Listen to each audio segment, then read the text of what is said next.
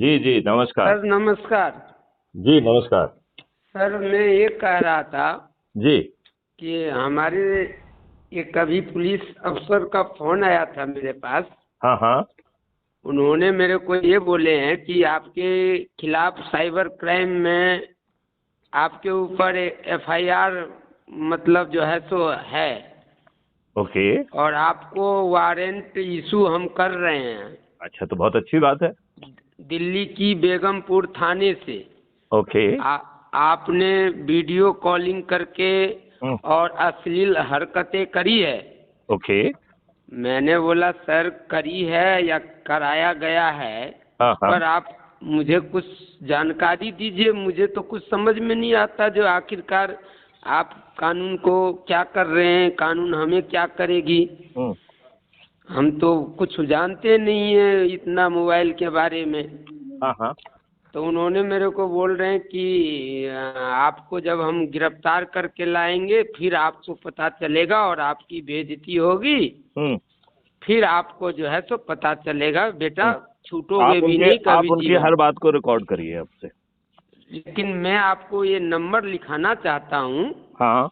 जो ये number note कीजिए। और इसको ये है भी कि नहीं, राकेश अस्थाना के नाम से मेरे को फोन आया राकेश अस्थाना बेगमपुर। का ऑलरेडी जो है रिटायरमेंट हो गया है। जी अब वो कमिश्नर ऑफ पुलिस दिल्ली नहीं है।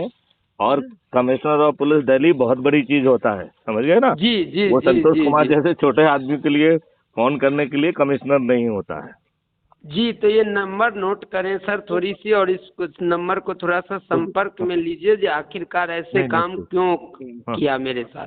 देखिए ऐसा है, नंबर मुझे एसएमएस कर दीजिए आप, मैं देखता हूँ। जी लेकिन आप जी जो जी। है अपना काम से काम रखिए, दोबारा कोई फोन करे तो उसे रिकॉर्ड करिए।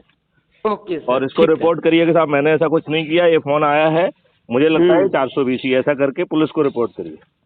ठीक है सर। बाद समझ गए। बाकी मैं आपको मैसेज और करता उसको हूँ। जो है आप रिकॉर्ड जरूर करिए, ठीक जिससे है वो सर। एविडेंस होगा।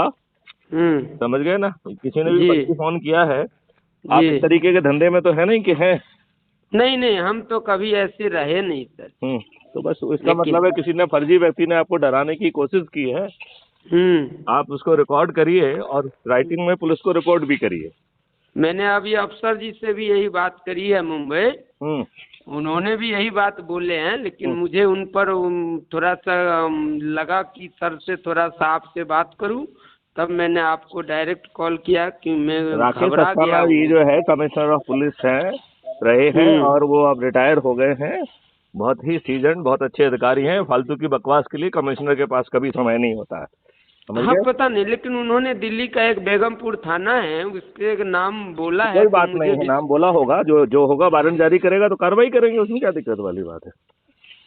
आपके कहने ना ओ, कहने से तो वारंट जारी होगा नहीं, राइट। तो जी वारंट जी जब आएगा जी। तब उस पर कार्रवाई करिएगा, उसमें क्या दिक्कत है। ठीक है सर। देखिए यदि कुत्ते ने आपको काट खाया है तो आपको इंजेक्शन लगवाना पड़ेंगे।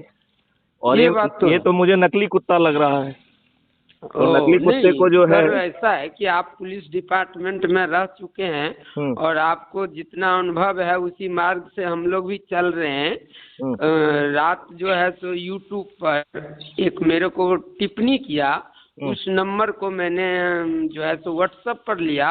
हम्म। उसके बाद में वो कि मुझे वीडियो कॉलिंग करें। हम्म। मैंने वीडियो कॉलिंग करा, हम्म। उन्होंने ओपन हो गया अपना, हम्म। और हमको जो है सो एकदम जो है सो एनर्जी बर्बाद करने में लग गया।